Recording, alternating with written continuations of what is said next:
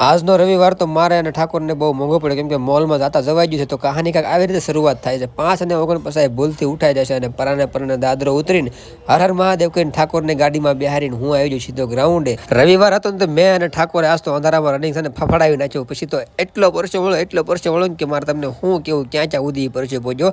પછી તો મારા ધીમે ધીમે દંડ, કેમ કે રવિવાર છે ને નિરાત હોય. પછી મારી થોડી પેટની કસરત, પછી નીકળી ગયો સીધો ઘર બાજુ. ઘરે આવીને નાહી ધોઈને થઈ ગયો એકદમ કમ્પ્લીટ. અને પછી ઠાકોર સાહેબ કર્યો ફોન, તો ઠાકોર સાહેબ આવી ગયા. નીકળી ગયા પછી મોલ તરફ અને પગી ગયા મોલની અંદર આવતા ઠાકોર તો મીંડો કપડા વેખવા માટે. કપડા વેખીને તેની હાથમાં આવી ગઈ લેમ્બોર્ગિની, કેમ કે એને લેમ્બોર્ગિની બહુ જ. પછી આપણે જે લેવાની હતી ની વસ્તુ, એ બધી વસ્તુ લેવા માંડ્યા. ચોકલેટ ભાળી ગયું તો ઠાકોરે મને એમ કીધું લેવી નથી, પણ એક સોરીને ખાવી છે. એ તો ખાઈ ગયો અને આવી ગયો બાલાજીના સેક્શનમાં. લઈ લીધી વેફર અને રેડબુલ ભાળીને તો એમ થઈ ગયો હાલો ભાઈ આપણી એનર્જી આવી જાય.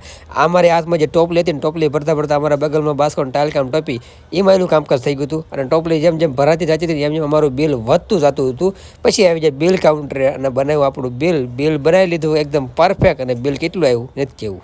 શોપિંગ થઈ ગઈ કમ્પ્લીટ અને મોલની બહાર આવી જાય અને નીકળી ગયા સીધા મેચ જોવા માટે. તો અહીંયા અમારો આવી ગયો એટલો બધો નાસ્તો કરીને તો પેટમાં દુખવા મળ્યું. અને નાસ્તો કરતાં જોઈએ અમે બે મેચ, અને મેચ પણ આ જામે એવી હતી. અને પછી પાછા નીકળી જાય ઘર બાજુ. તો આજના વિડીયોમાં બસ એટલું જ. ચાલો બાય.